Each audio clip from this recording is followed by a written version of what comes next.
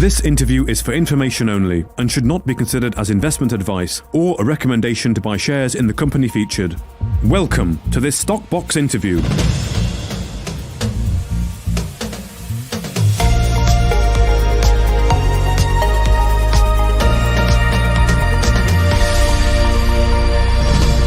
Joining us today is James Campbell, the Managing Director of Botswana Diamonds. It's very good to have you back onto Stock Box. James, how are you doing?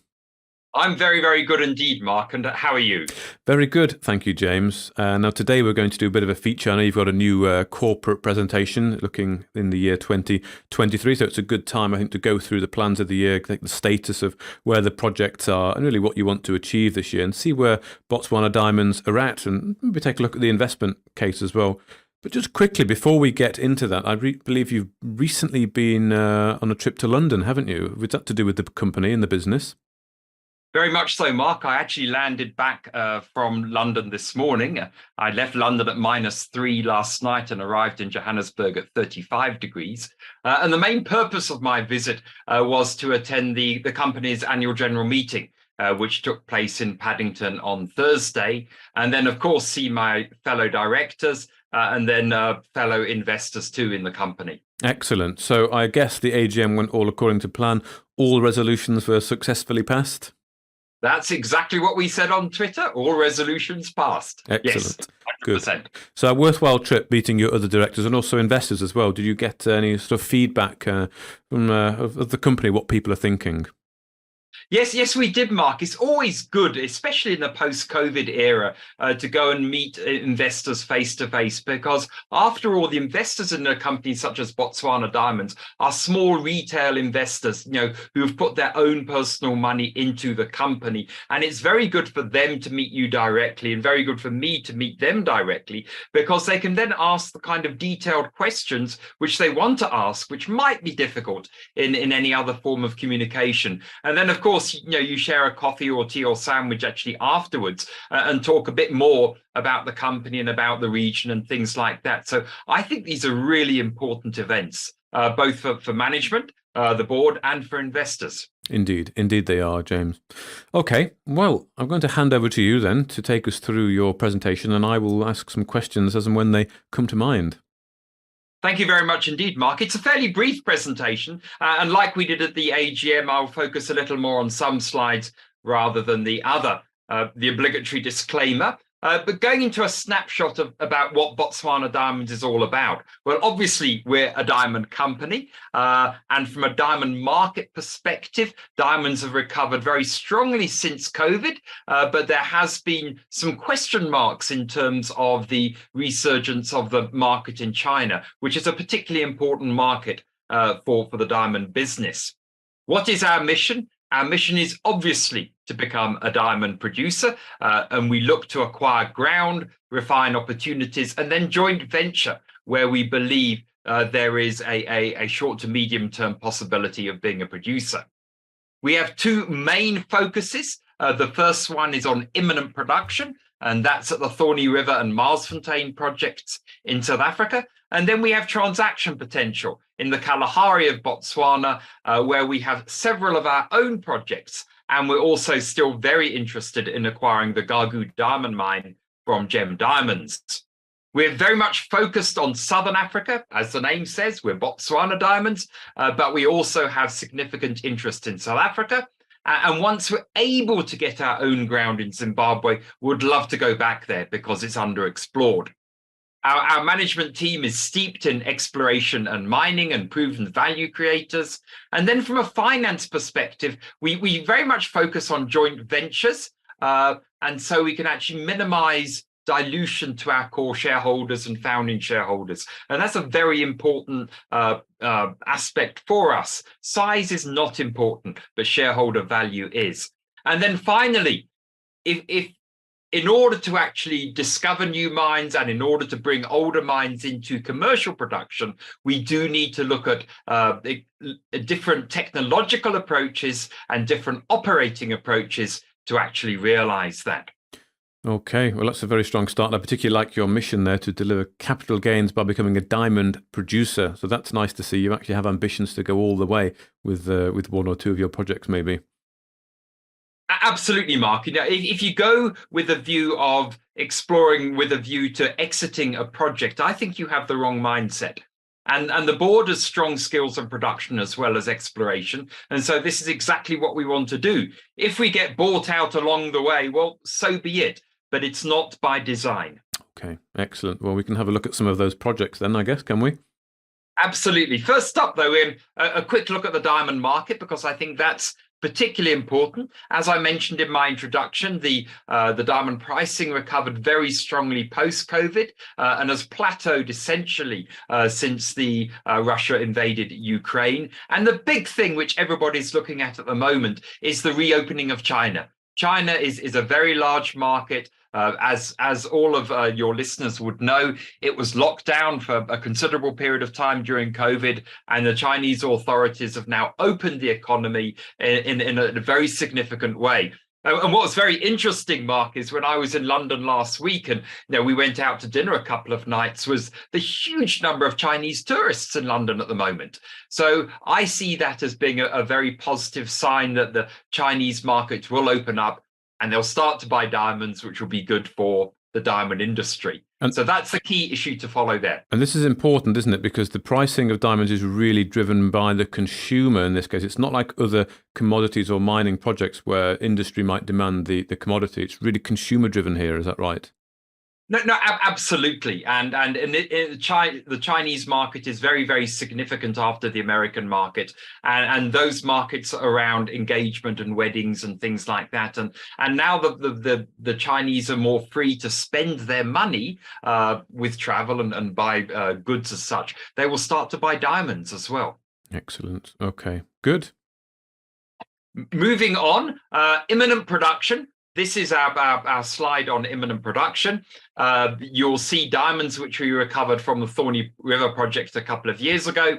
And the slide at the bottom, preparing the roads at Marsfontaine, was literally taken 3 days before I arrived in London last week. So all the road works have been done, the plant site has been prepared, and stripping has already taken place. So mining has essentially started and will look to commence processing during the course of this week. And this is on the Marsfontaine project.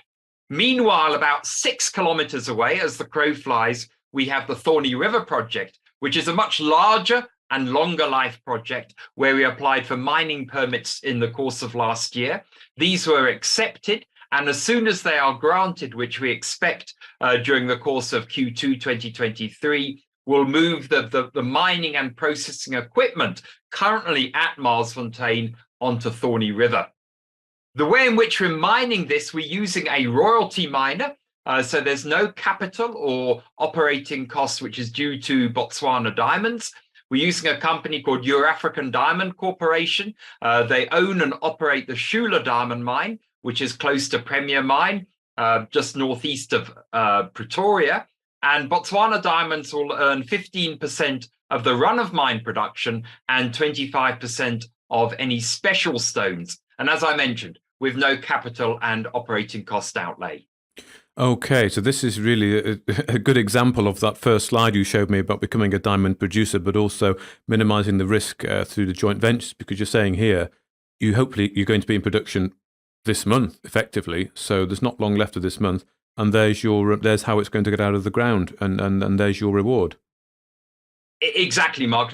It's always very good to have these mission statements at the beginning of your presentation. But as you rightly said, this is basically implementing that mission statement, getting into production as quickly as we can, and risk sharing it essentially with a reputable mining company. And you've been exploring on Marsfontaine for quite a while, have you, the company?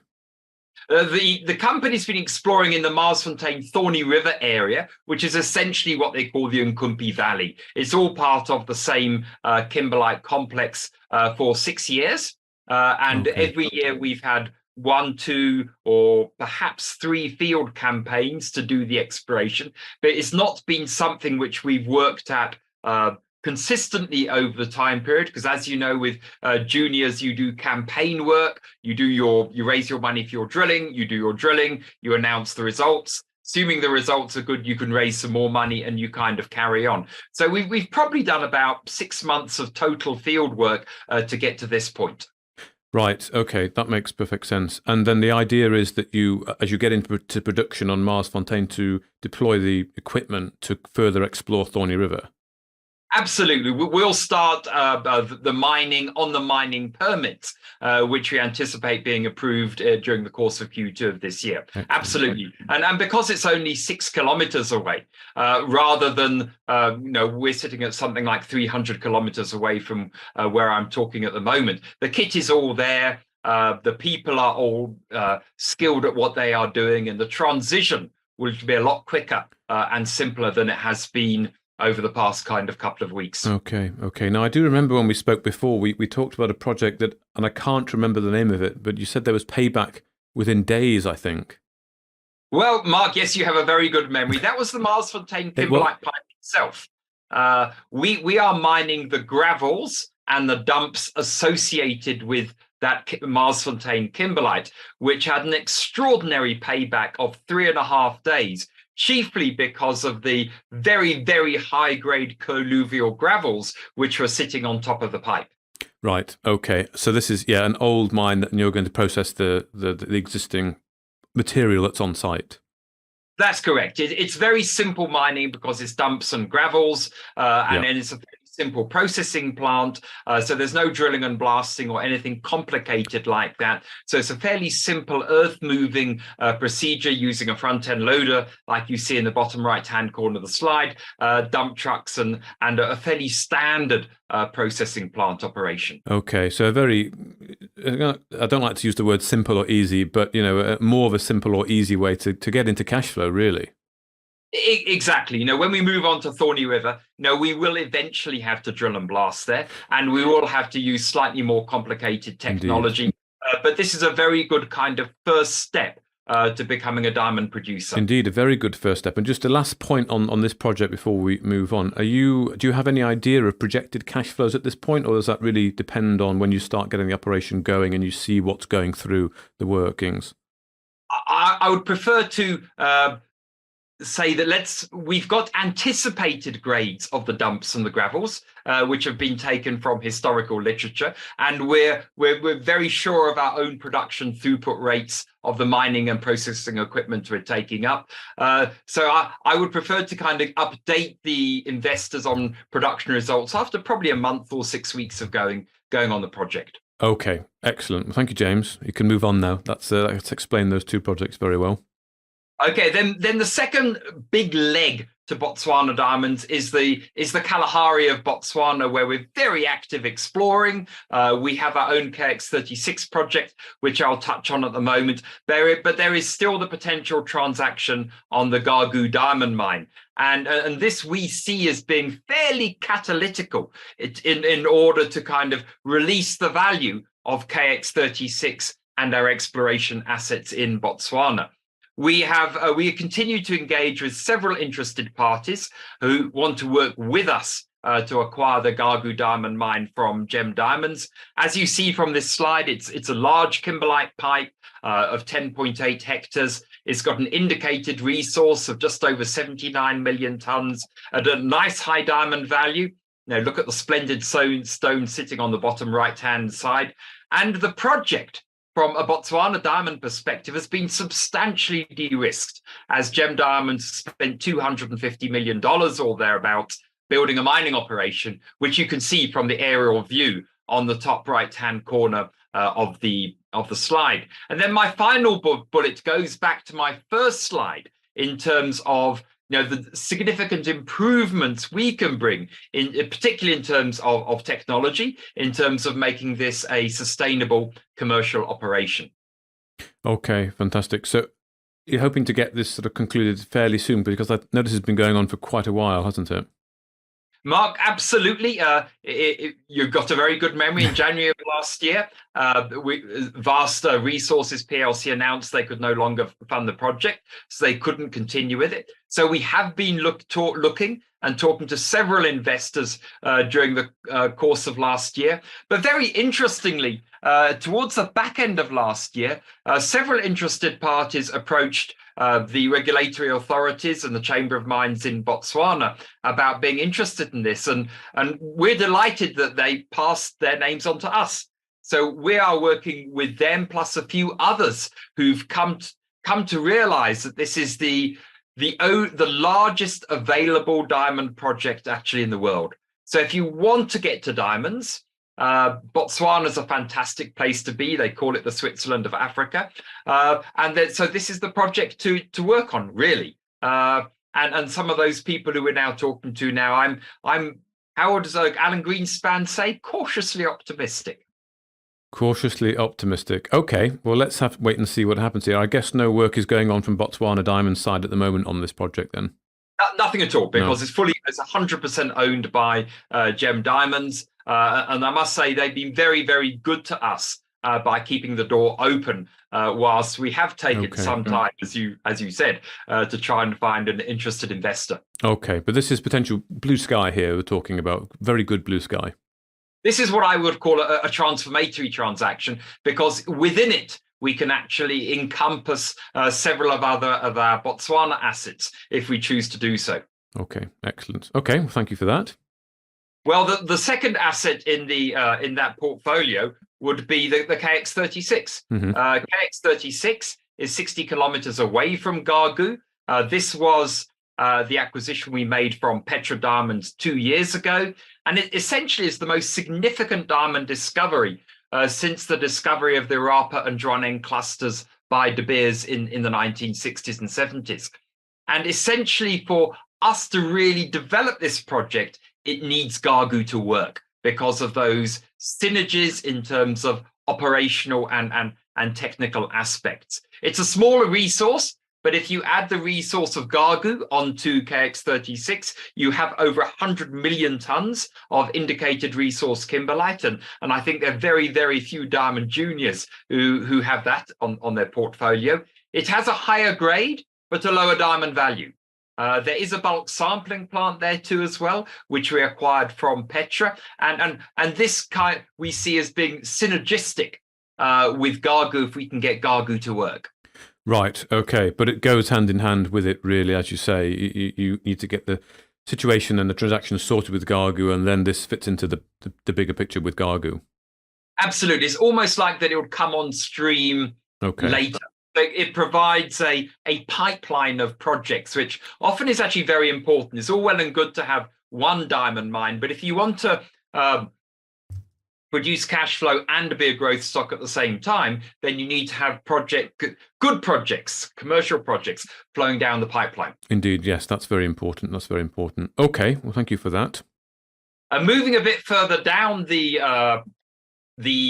pipeline, so to speak, as well, in what we call advanced exploration. Advanced exploration is where kimberlites have already been discovered and they are diamondiferous. So the work that we actually need to do on them is all about resource development. If I look at the second major bullet before I touch on the first bullet, because this complements what I've been saying around Ghaghoo and KX36, is Siseko, of which we are a joint venture partner, has achieved regulatory approval to increase its stake on the highly prospective Maibwe joint venture from 29 to 50%.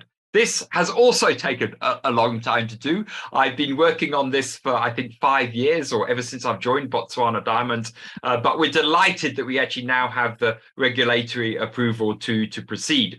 And you'll see in the sub-bullet there's several kimberlites, one of which recovered significant quantities of microdiamonds. This is west of KX36 and Ghaghoo, but it's in the same Kalahari area. And of course, it's further downstream in terms of the pipeline. The other advanced project we have is the Ray-Velo kimberlite cluster of kimberlites, which is a cluster of 3 kimberlites northeast of Kimberley, all subcropping on the surface. So quite different from the kimberlites we have in the Kalahari, which are between 60 and 80 meters of Kalahari sand sitting over and above it.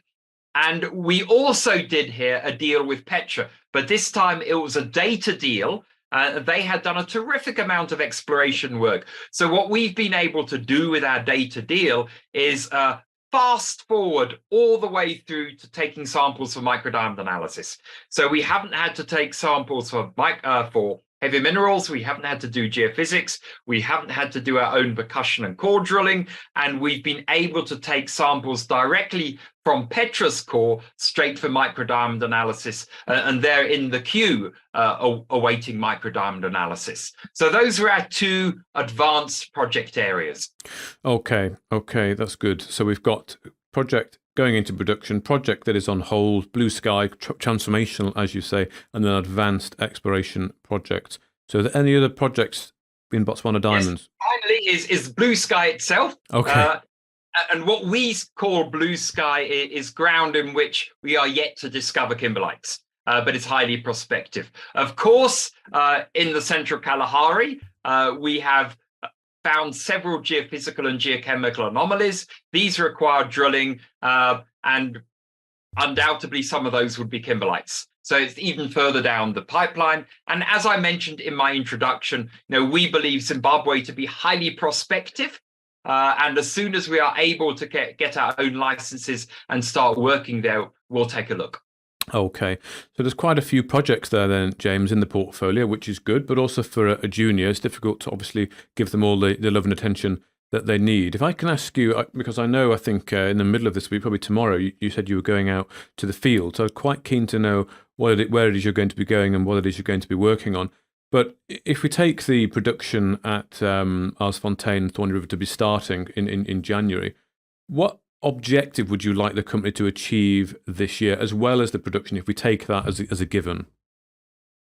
Absolutely, Mark. Focus is very, very important, but also having sufficiently diversified in terms of numbers of projects. So if I look at the allocation of my time, it will be very clearly 80% plus on Marsfontaine and Thorney River and Ghaghoo in the Central Kalahari. Those are my two major focuses. So yes, I'm spending tomorrow and Wednesday on Marsfontaine to support the mining contractor commission the mining operation itself. On Thursday, Thursday and Friday, I plan to go to Ghaghoo. And that's the nature of my work. Next week, it'll be back to Thorney River and Marsfontaine again to kind of kick that going. So where would we like to be at the end of the year? Because I think that's what you're alluding to. Where I would like to be is to have a strong commercial operation running at Thorney River. And I would like to have concluded a sensible commercial transaction for Botswana Diamonds on Ghaghoo,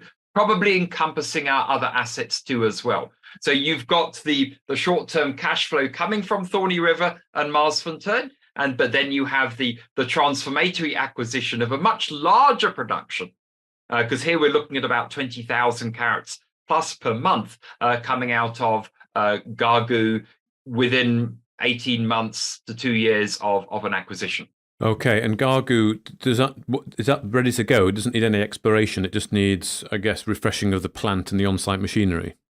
It's exactly that, Mark. There's an indicated resource.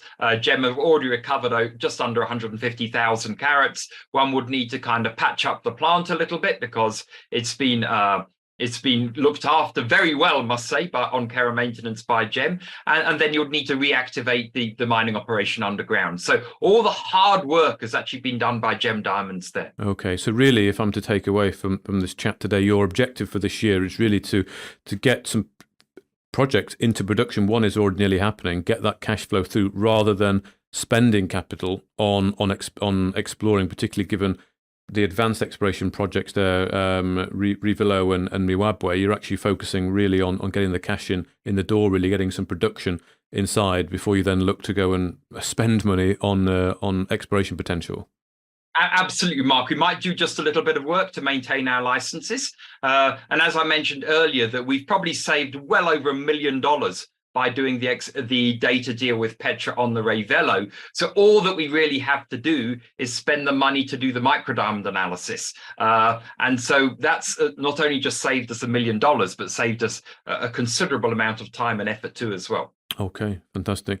Well, thank you, James. Do you have another slide, or are we? Very, very briefly, this is the kind of the mugshots. I'm not going to go through them, all the kind of ugly mugs on that one. This is a bit of a corporate profile. This is taken directly from our website. For those of your investors who are interested, we're fairly active on Twitter, Facebook, and LinkedIn. And yes, Mark, that's the brief presentation. Well, thank you very much, James. That was very good to get an update there in a very succinct manner. Nice to see you have just one slide effectively per project, and you really explained exactly what the company wants to achieve this year. So I'm very much looking forward to seeing how things go, given as well that imminent production there at Marsfontaine. So I'm sure we'll be catching up on perhaps an interview, much shorter update from you when that's getting in production. We can talk about how it's going. I'd love to do that, Mark, and possibly even from site, if the communications allow. That would be ideal, James. Well, thank you very much, James Campbell, the Managing Director of Botswana Diamonds, for your time. Thank you very much indeed for the interview, Mark. Much appreciated. If you enjoyed this interview, then give us a thumbs up, a like or a retweet. Subscribe to us on YouTube or follow us on Twitter and hit that notification bell to be the first to know when we release new content. There's loads of great content on our website too, across all our programs at stopboxmedia.com. Thank you for watching.